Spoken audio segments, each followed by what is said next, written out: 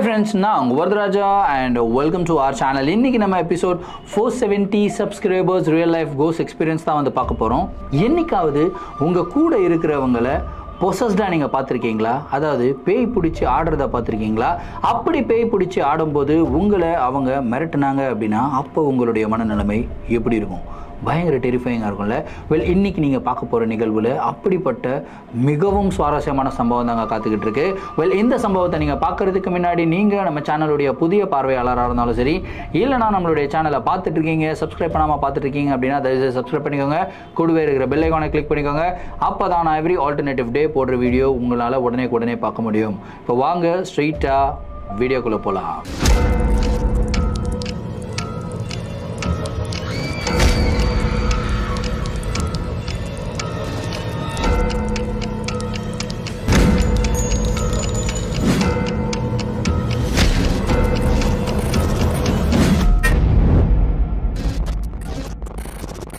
இந்த ஒரு நிகழ்வை நம்மளுக்கு சென்னையிலிருந்து ரிச்சர்ட் அப்படின்ற ஒரு சப்ஸ்கிரைபர் வந்து மெயில் பண்ணி விட்டுருக்காருங்க. இந்த ஒரு அமானுஷமான நிகழ்வு அவருக்கு ரொம்ப ரீசெண்டாக, அதாவது லாஸ்ட் வீக் தான் நடந்ததாகவும், இந்த நிகழ்வோடைய தாக்கத்திலிருந்து இது வரைக்கும் அவரால் வெளியே வரவே முடியல அப்படின்னு வந்து சொல்லியிருக்காரு. சரி, கதையுடைய ஸ்டார்டில் இருந்தே வர ஆரம்பிப்போமே. ரிச்சர்ட் வந்து பார்த்திங்கன்னா மதுரையை சேர்ந்த ஒரு நபர். அவர் வந்து பார்த்திங்கன்னா சென்னையில் தான் வந்து கல்லூரி படிப்பை முடிச்சிருக்காரு. அதுக்கப்புறம் சென்னையில் இருக்கிற ஒரு ஐடி கம்பெனியில் வேலையும் பண்ணிக்கிட்டு இருக்காரு. ஸோ வேலை பண்ணும்போது தான் அவருக்கு வந்து பார்த்திங்கன்னா பிரியா அப்படின்ற ஒரு பெண்ணுடைய பழக்கம் ஏற்படுது. ஃபர்ஸ்ட் நட்புல ஆரம்பிச்ச அந்த ஒரு பழக்கம் வந்து பார்த்தீங்கன்னா மெதுவாக காதலுக்கு வந்து நகருது. ரெண்டு பேரும் உயிருக்கு உயிராக காதலிக்க ஆரம்பிக்கிறாங்க. 2 வருஷம் வந்து பார்த்தீங்கன்னா 2 பேரும் நல்ல ரிலேஷன்ஷிப்பில் இருந்திருக்காங்க. ஸோ ரிச்சர்ட் வந்து பார்த்திங்கன்னா தனியாக ஒரு ஃப்ளாட் எடுத்து சென்னையில் தங்கியிருக்காரு. பிரியா வந்து பார்த்திங்கன்னா அவங்களுடைய தோழிகள் கூட வந்து அவங்களுடைய ஃப்ளாட்டில் வந்து தங்கியிருக்காங்க. அதாவது 4 ஃப்ரெண்ட்ஸ் ஒன்றா சேர்ந்து தங்கியிருக்காங்க. ஸோ இப்படி தான் இவங்களுடைய ரிலேஷன்ஷிப். அடிக்கடி பிரியா என்ன பண்ணுவாங்கன்னா ரிச்சர்டோடைய வீட்டில் வந்து தங்குவாங்க. 2 பேரும் டைம் ஸ்பெண்ட் பண்ணுவாங்க. இந்த மாதிரி தான் வந்து இவங்களுடைய ரிலேஷன்ஷிப் வந்து போயிட்டு இருந்திருக்கு. ஸோ 2 வருஷமாக எந்த ஒரு பிரச்சனையும் இல்லாமல் போயிட்டு இருந்த இந்த ஒரு ரிலேஷன்ஷிப்பில் கடந்த 1 மாதத்துக்கு முன்னாடி பிரியா வந்து பார்த்திங்கன்னா கொஞ்சம் வியர்டாக பிஹேவ் பண்ண ஆரம்பிச்சிருக்காங்க. அதாவது ரிச்சர்ட் கூடயே இருப்பாங்களாம், ரொம்ப நல்லா பாசமாக பேசுவாங்களாம். அதுக்கப்புறம் வந்து பார்த்தீங்கன்னா எப்பயுமே அவங்க கூட இருந்தாலுமே நைட் ஒரு 9 மணி ஆயிடுச்சுன்னா போதும் அவங்க உடனடியாக என்னுடைய ஃப்ளாட்டுக்கு போகணும் அப்படின்னு சொல்லிட்டு கிளம்பி போக ஆரம்பிச்சிருக்காங்க. ஸோ ஒரு சில நாட்கள் வந்து ரிச்சர்ட் சொல்லியிருக்காரு, ஏன் ஃப்ளாட்டுக்கு போகிறேன், இங்கேயே ஸ்டே பண்ணிக்கோ அப்படின்லாம் சொல்லியிருக்காரு. ஏன்னா அடிக்கடி இவங்க வந்து ஸ்டே பண்ணுறது வழக்கம். இங்கேயே ஸ்டே பண்ணிக்கோ அப்படின்னு சொன்னாங்க கூட பிரியா வந்து சொல்லியிருக்காங்க, இல்லை என்னால் இங்கேயெல்லாம் ஸ்டே பண்ண முடியாது, என்னுடைய ஃப்ளாட்டுக்கு தான் நான் போகிறேன் அப்படின்னு சொல்லிட்டு போயிருக்காங்க. இனிஷியலாக வந்து ஒரு 2-3 நாட்கள் இந்த மாதிரி நடந்திருக்கு. இது வந்து பெருசாக இவரை வந்து பாதிக்கல. அதுக்கப்புறம் வந்து பார்த்தீங்கன்னா இதே வந்து வாடிக்கையாக நடக்க ஆரம்பிச்சிருக்கு. ஸோ ஒரு பேட்டர்னாக ஃபாலோ ஆகும்போது ரிச்சர்ட் வந்து கேட்டிருக்காரு பிரியா கிட்ட, என்னம்மா நீ இங்கே வந்து நைட்டு ஸ்டேவே பண்ண மாட்டேற, நீ எப்பயுமே கிளம்பி போய்ட்ற, அதுவும் கரெக்டாக அந்த 9 மணிக்கு மேலே ஒரு செகண்ட் கூட இருக்க மாட்டேற, எவ்வளோதான் சீரியஸான கான்வர்சேஷன் போயிட்டு இருந்தாலும் நீ வந்து கிளம்பி போய்ட்றியே அப்படின்னு வந்து கேட்டிருக்காரு. அதுக்குமே பிரியா வந்து பார்த்தீங்கன்னா எதுவுமே பதில் சொல்லலை. ஆனால் அவங்களுடைய ஃபேஷியல் ரியாக்ஷனை மட்டும் பார்க்குறாரு. இதை பற்றி பேசினா மட்டும் பிரியா லைட்டாக கோவப்படுறாங்க. இன்ஃபேக்ட் ரிச்சர்ட் கிட்ட இதை பற்றி நீ பேசாத, என்னால் 9 மணிக்கு மேலே இருக்க முடியாது, நான் போய் தான் ஆகணும் அப்படின்னு சொல்லிட்டு கோவப்பட்டு போகிறாங்க அப்படின்றத மட்டும் நோட்டீஸ் பண்றாரு. ஸோ ரிச்சர்ட் வந்து அந்த 1 வாரம் விட்டுட்டாரு. சரி, கோவமா இருக்காங்க, இதை பத்தி பேசினா கண்டிப்பா இன்னும் கோவப்படுவாங்க, ஸோ பேசாம நம்ம அடுத்த வாரம் பேசுவோம் அப்படின்னு சொல்லிட்டு அடுத்த வாரம் திரும்பவும் அவர் என்ன சொல்லியிருக்காருன்னா இங்கேயே ஸ்டே பண்ணு அப்படின்னு சொல்லியிருக்காரு. திரும்பவும் அவங்க வந்து கோவப்பட ஆரம்பிக்கிறாங்க. இவருக்கு ஒன்றும் புரியல, ஏமா கோவப்படுற, இப்போ நான் என்ன சொல்லிட்டேன், ஏற்கனவே 2 வருஷமா நம்ம ரிலேஷன்ஷிப்ல இருந்திருக்கோம், நிறைய நாள் நீ இங்கே தான் இருந்திருக்க, அதாவது 2 வருஷத்துல மோஸ்டா இங்கே தான் இருந்திருக்க, ஒரு சில நாட்கள் மட்டுமே தான் உங்களுடைய ஃப்ளாட்டுக்கு வந்து போய் தங்கியிருக்க, ஆனால் இந்த கடந்த 1 மாதமா இதே மாதிரி பிரச்சனை இருக்கு, என்ன ஆச்சு, உனக்கு ஏதாவது ப்ராப்ளமா அப்படின்னு சொல்லி எல்லாம் கேட்கிறாரு. அதுக்கும் அவங்க கோவப்பட்டு எதுவுமே பதில் சொல்லாம கிளம்பி போயிருக்காங்க. இந்த ஒரு நிகழ்வுக்கு அப்புறம் அவருடைய மனசு வந்து பார்த்தீங்கன்னா ரொம்பவும் பாதிக்கப்படுது. அடுத்த நாள் பிரியா ரிச்சர்டை பார்க்கறதுக்கு வராங்க. ரிச்சர்ட் வந்து பார்த்தீங்கன்னா பிரியா கிட்டேயே சரியா முகம் கொடுத்தும் பேசலை. காலையிலிருந்து பிரியா வந்து ரிச்சர்டை கன்வின்ஸ் பண்ணுறதுக்கு முயற்சி பண்ணுறாங்க. ஆனால் ரிச்சர்ட் வந்து கன்வின்ஸ் ஆகவே இல்லை, கோவமாகவே இருந்திருக்காரு. அதுக்கப்புறம் ஃபைனலாக பிரியா வந்து சரி ரிச்சர்ட், உங்ககிட்ட ஈவினிங் நான் கொஞ்சம் பேசணும், உன்னுடைய ஃப்ளாட்டுக்கு வரேன் அப்படின்னு சொல்லிட்டு ரிச்சர்டுடைய ஃப்ளாட்டுக்கு வந்து போயிருக்காங்க. ரிச்சர்ட் கூட உட்காந்து பேச ஆரம்பிக்கிறாங்க. ஸோ ஃபைனலாக பிரியா அவங்களுடைய மனம் திறந்து பேச ஆரம்பிக்கிறாங்க. எனக்கு 9 மணிக்கு மேலே ஒரு பிரச்சனை இருக்குது ரிச்சர்ட், அதனால தான் நான் வந்து உங்க கூட தங்கலை. ஏன்னா 9 மணிக்கு மேலே என்ன ஆகுதுன்னு எனக்கே தெரியல, நான் தூக்கத்தில் வந்து பேச ஆரம்பிக்கிறேன். ஸோ தூக்கத்தில் பேசுறதுனால என்னுடைய தோழிகள் எல்லாம் பயந்துட்டு என்னை மட்டும் தனியாக ஒரு பெட்ரூமில் லாக் பண்ணிடுறாங்க நைட்டு. நான் தனியாக என்னுடைய பெட்ரூமில் தான் இருக்கேன், அவங்க அவங்களுடைய பெட்ரூமில் இருக்காங்க. அந்த மாதிரி பிரச்சனை உனக்கு எதுவும் வந்துடக்கூடாது அப்படின்றதுனால தான் நான் தனியாக ஸ்டே பண்ண மாட்டேன், உங்க கூட இருக்க மாட்டேங்கிறேன் அப்படின்னு வந்து ஓப்பன் அப் பண்ணுறாங்க. இதை கேட்ட உடனே ரிச்சர்ட் வந்து பயங்கரமாக சிரிக்கிறாரு. என்னம்மா நீ சொல்கிற, உனக்கு ஒரு பிரச்சனை அப்படின்னா அது எனக்கும் ஒரு பிரச்சனை தான். நான் வந்து உன்னை உயிருக்கு உயிராக லவ் பண்ணுறேன், இன்ஃபேக்ட் நினச்சும் கூட பார்க்க முடியாத அளவுக்கு உன்னை வந்து லவ் பண்ணுறேன். உனக்கு ஒரு பிரச்சனைன்னும் போது எப்படி உன்னை என்னால் விட முடியும்? அதோட தூக்கத்தில் பேசுறது அப்படின்றது வந்து ரொம்ப ரொம்ப நார்மலான ஒரு விஷயம். ஸோ இதனால யாராவது பிரச்சனை வருமா? எனக்கு எந்த பிரச்சனையும் வராது, நீ இங்கேயே ஸ்டே பண்ணு, இன்றைக்கி நீ இங்கேயே ஸ்டே பண்ணு, பார்த்துக்கலாம் அப்படின்னு வந்து சொல்லியிருக்காரு. பிரியாவும் வந்து சொல்கிறாங்க, இல்லை வேணாம் ரிச்சர்ட் அப்படின்னு எவ்வளோ சொல்லியிருக்காங்க, இன்றைக்கி நீ இங்கே தான் ஸ்டே பண்ணுற அப்படின்னு சொல்லிட்டு ரிச்சர்ட் என்ன பண்ணுறாருன்னா டோரை லாக் பண்ணிடுறாரு. சரி, வேறு வழியே இல்லாமல் அன்றைக்கி நைட் வந்து பார்த்திங்கன்னா பிரியா ரிச்சர்டோடைய வீட்டில் இருந்திருக்காங்க. ரிச்சர்டும் சரியான ஒரு ஹாப்பி, ஏன்னா கிட்டத்தட்ட 1 மாதம் கழித்து தன்னுடைய கேர்ள் ஃப்ரெண்ட் தன்னுடைய வீட்டில் தங்குறாங்க அப்படின்ற ஒரு சந்தோஷம். இந்த ஒரு சந்தோஷம் இன்னும் வெறும் 2-3 மணி நேரங்கள் மட்டும்தான் நீடிக்க போகுது அப்படின்னு சொல்லி அப்போ ரிச்சர்டுக்கு தெரியாதுங்க. அதுக்கப்புறம் 9 மணிக்கு மேலே பிரியா வந்து பார்த்திங்கன்னா ரொம்ப டென்ஷனாகவே சுற்றிக்கிட்டு இருக்காங்க. அவங்களுடைய ஃபேஷியல் ரியாக்ஷன்லாம் மாறுது, கோவப்படுறாங்க, ரொம்ப ரிச்சர்டை வந்து திட்டுறாங்க, வாண்டடாக வந்து சண்டைக்கு இழுக்கிறாங்க. இந்த மாதிரி நிறையா நடக்குது. ஆனால் ரிச்சர்ட் என்ன யோசிக்கிறாரு அப்படின்னா அவங்க ஸ்ட்ரெஸ்டாக இருக்காங்க, ஸ்ட்ரெஸ்டாக இருக்கிறதுனால தான் அவங்க இந்த மாதிரிலாம் பிஹேவ் பண்ணுறாங்க அப்படின்னு சொல்லி புரிஞ்சுக்கிட்டு அவர் என்ன பண்ணுறாருன்னா, ஓகேம்மா ஒன்றும் பிரச்சனை இல்லை, டின்னர் சாப்பிட்டுட்டு போய் படுத்துக்கோ அப்படின்னு வந்து சொல்லியிருக்காரு. அவங்களும் டின்னர் சாப்பிட்றாங்க, பெட்ரூமில் போய் படுக்கிறாங்க. இவர் கொஞ்சம் நேரம் டிவி பார்த்துட்டு இருக்காரு, ஒரு 11-11:30 மணி வரைக்கும் டிவி பார்த்துட்டு இருக்காரு. அதுக்கப்புறம் இவருக்கும் நைட்டு தூக்கம் வருது. இவரும் போயிட்டு பெட்ரூமில் பிரியா பக்கத்திலே வந்து படுக்கிறாரு. ஸோ படுத்து தூங்கிக்கிட்டு இருக்கும்போது பிரியாவை பார்க்குறாரு, அவ்வளோ அழகாக இருக்காங்க. தன்னுடைய கேர்ள் ஃப்ரெண்டுடைய அழகை ரசிச்சுட்டு இவர் என்ன பண்ணுறாருன்னா பக்கத்தில் படுத்து தூங்க ஆரம்பிக்கிறாரு. அதுக்கப்புறம் டீப் ஸ்லீப்புக்கு வந்து போயிடுறாருங்க. எவ்வளோ நேரம் தூங்கியிருப்பார் அப்படின்றதெல்லாம் இவருக்கு தெரியல. நல்ல ஆழ்ந்த உறக்கத்தில் இருக்கும்போது பட்டுன்னு வந்து பார்த்திங்கன்னா இவருக்கு தூக்கம் கலையுது. தூக்கம் கலைஞ்ச உடனே அவர் என்ன யோசிக்கிறாருன்னா, பிரியா இன்றைக்கி என் பக்கத்தில் தான் இருக்கா, எவ்வளோ ஹாப்பியாக இருக்குது, தூங்கும்போது அவள் ரொம்ப அழகாக இருப்பா, அவளை வந்து பார்க்கலாம் அப்படின்னு சொல்லிட்டு, அதாவது பிரியா இந்த சைடு படுத்துட்டு இருக்காங்க, முதுகு வந்து இந்த சைடு இருக்குது, இவர் வந்து இந்த சைடு திரும்பி படுத்துட்டு இருக்காரு. சரி பிரியாவை பார்க்கலாம் அப்படின்னு சொல்லிட்டு ரிச்சர்ட் என்ன பண்ணுறாருன்னா மெதுவாக இந்த பக்கம் திரும்பி பார்க்குறாரு. திரும்பி பார்த்தா பிரியா அங்கே இல்லை. ஐயோ என்னடா அது பிரியாவை காணோம் அப்படின்னு சொல்லிட்டு பட்டுன்னு எழுந்துக்கிறாரு. எழுந்து அந்த பெட்டில் யாரோ உட்காந்துக்கிட்டு இருக்க மாதிரியே இருக்குது. கரெக்டாக பெட்டோடைய ஓரத்தில் பார்க்கும்போது பிரியா வந்து பார்த்திங்கன்னா படுத்துக்கிட்டு இல்லை, இன்ஃபேக்ட் அப்படியே கையை கட்டி உட்காந்துக்கிட்டு இருக்காங்க. அதுலேயும் ரிச்சர்டை பயங்கரமாக முறைச்சி பார்த்துக்கிட்டு இருக்காங்க. அவங்களுடைய தலைமுடியெல்லாம் வந்து பார்த்திங்கன்னா முன்னாடி போட்டிருக்காங்க. அவங்களுடைய ஒரே ஒரு கண்ணு மட்டும் வந்து பார்த்திங்கன்னா தலைமுடியில் வந்து தெரியுது. பயங்கர டெரிஃபைங்காக இருக்குது. பின்னாடி நிலா வெளிச்சம் வந்து வருது. ஒரு பயங்கர அகோரமான ஒரு ஸ்டேட்டில் வந்து பார்த்திங்கன்னா பிரியா உட்காந்துக்கிட்டு இருக்காங்க. உட்காந்துட்டு அவங்க எதுவுமே ரியாக்ட் பண்ணல. ரிச்சர்டை மட்டும் அப்படியே வெச்ச கண்ணு வாங்காமல் அப்படியே பார்த்துக்கிட்டே இருக்காங்க. இதை பார்த்த உடனே ரிச்சர்டுக்கு வந்து பார்த்திங்கன்னா மனசெல்லாம் அப்படியே படப்படன்னு அடிக்குது. ஹேய் பிரியா என்ன பண்ணுற, ஏன் இப்படி உட்காந்துக்கிட்டு இருக்க, வா படுத்து தூங்கலையா, தூக்கம் வரலையா அப்படின்னு சொல்லி கேட்குறாரு. அதுக்குமே எதுவுமே பதில் சொல்லாமல் சைலண்ட்டாக அவங்க உட்காந்துக்கிட்டு இருக்காங்க. ரிச்சர்டுக்கு ஒன்றும் புரியல, என்னம்மா ஆச்சு அப்படின்னு சொல்லிட்டு பிரியாவுடைய கையை தொடுறாருங்க. கையை தொட்ட உடனே பட்டுன்னு பிரியாவுடைய கையை எடுக்கிறாங்க. கையை எடுத்துட்டு தொடர அப்படின்றாங்க. என்னமாச்சு, ஏம்மா ஏன் வாய்ஸ்லாம் ஒரு மாதிரி இருக்குது, என்னாச்சு, என்ன பிரச்சனை அப்படின்னு சொல்லி கேட்குறாரு. அதுக்கு பிரியா வேறு விதமாக சிரிச்சுட்டு அவங்க என்ன சொல்கிறாங்க அப்படின்னா, உன்னுடைய எலும்புலிருந்து சதையெல்லாம் நான் பிஞ்சு திங்கணும் அப்படின்னு வந்து சொல்கிறாங்க. இந்த ஒரு டைலாகை கேட்ட உடனே ரிச்சர்ட் வந்து அப்படியே ஃப்ரீஸ் ஆகிடுறாரு. என்னடா நடக்குதுங்க, என்னாச்சு பிரியா என்னாச்சு அப்படின்னு சொல்லி கேட்குறாரு. உன்னோட இடும்பில் இருக்கிற சதையெல்லாம் கடிச்சு தின்னட்டா அப்படின்னு சொல்லி கேட்குறாங்க. என்னம்மா ஆச்சு அப்படின்னும் போது, என்னை தொடாத, அங்கேயே இரு, தூரமாக இரு, அதுதான் உனக்கு நல்லது அப்படின்றாங்க. சரி இவளுக்கு தூக்கத்தில் பேசுகிறேன் அப்படின்ற மாதிரி சொல்லிட்டாங்க. ஸோ இது மாதிரி தான் தூக்கத்தில் பேசுவாங்க போல இருக்குது. இதனால தான் ஃப்ரெண்டெல்லாம் பயந்துட்டு உங்களை தனியாக ஒதுக்கி வச்சுருக்காங்க. இந்த மாதிரி ஒரு சுச்சுவேஷனில் தனியாக ஒதுக்கி வச்சுட்டேன்னா நல்லா இருக்காது, நான் வந்து கூடவே படுக்கிறேன் அப்படின்னு சொல்லிட்டு இவங்க என்ன பண்ணுறேன்னா சைலண்ட்டாக ஓரமாக படுத்துக்கிட்டு இருக்காருங்க. இப்படியே ஒரு 10 நிமிஷம் போகுது. 10 நிமிஷம் கழித்து அந்த இடத்துல அந்த ரூமில் பிரியா வந்து பெருமூச்சு விடுறாங்க. அந்த பெருமூச்சு விடுறது வந்து பார்த்திங்கன்னா கிளியராக ரிச்சர்டுக்கு வந்து கேட்குது.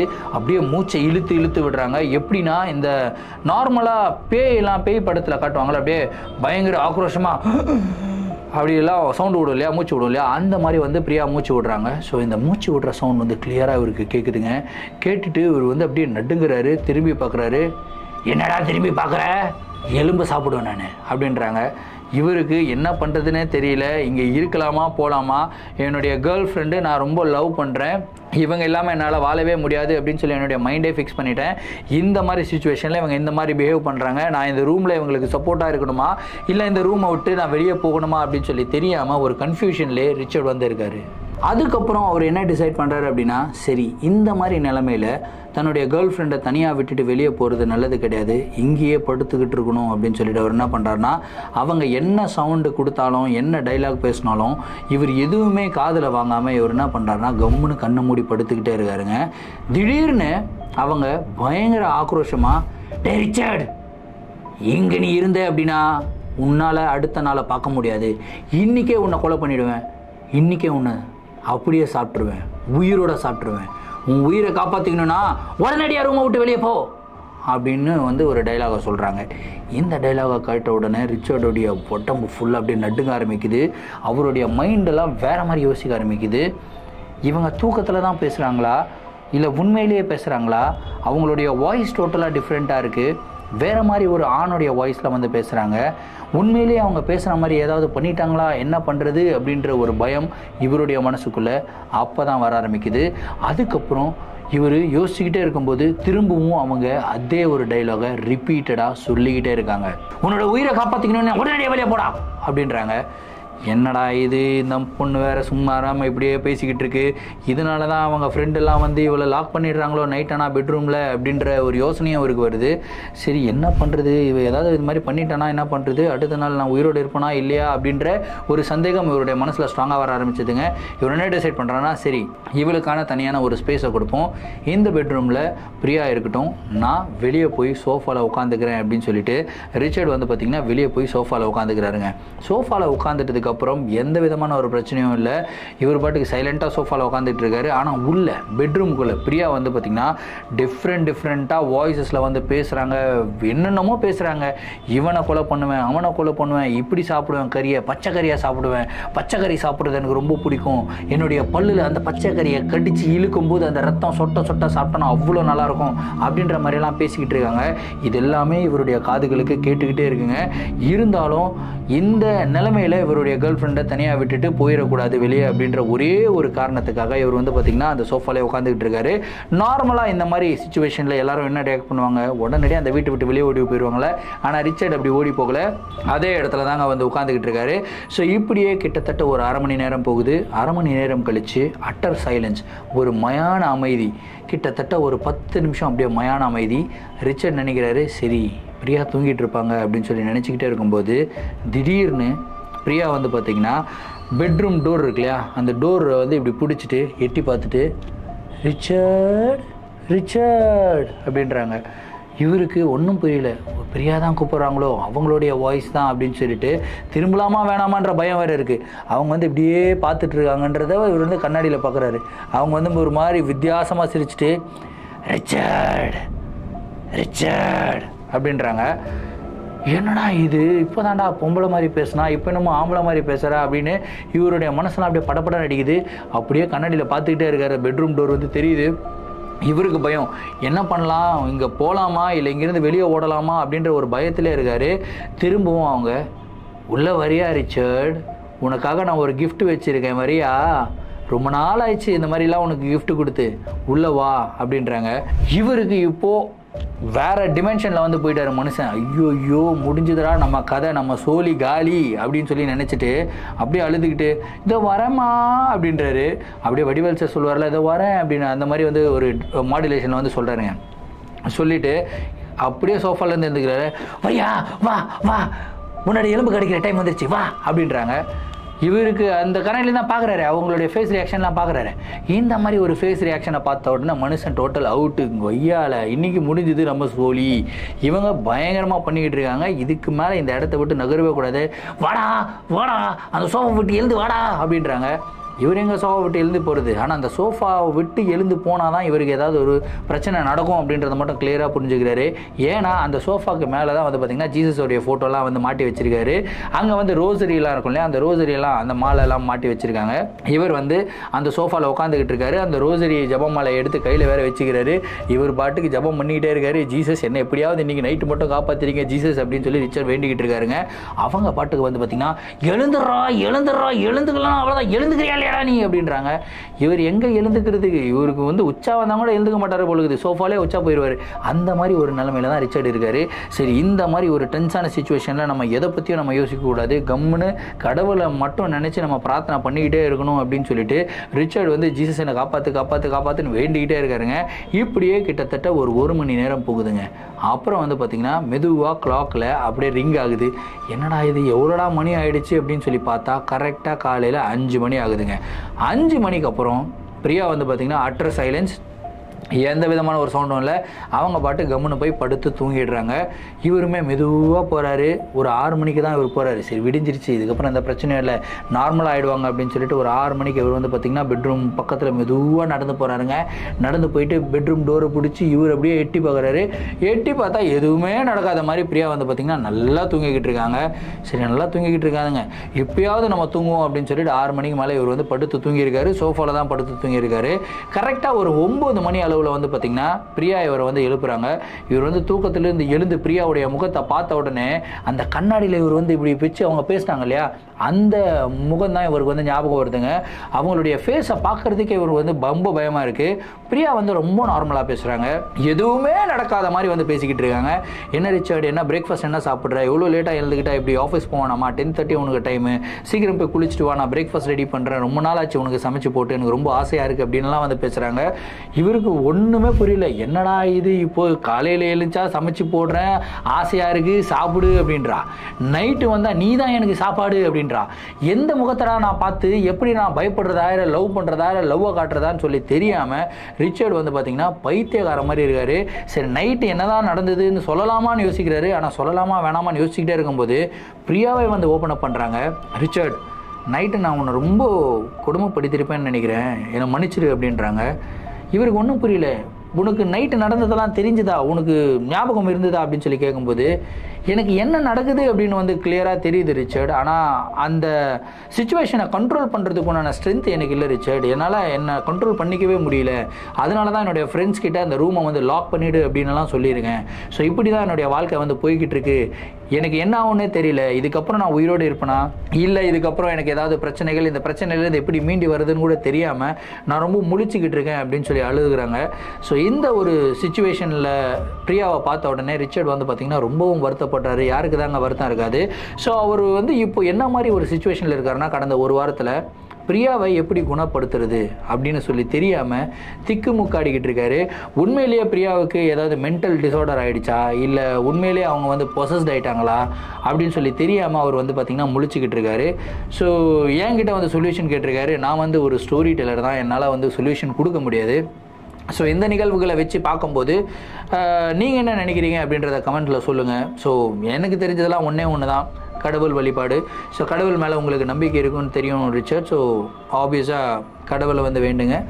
ஹோப்ஃபுல்லி பிரியா வந்து பெட்டராக வருவாங்க அப்படின்னு சொல்லி நினைக்கிறேன். பட் ஒரு விஷயத்த வந்து கண்டிப்பாக நான் பாராட்டே ஆகணும்.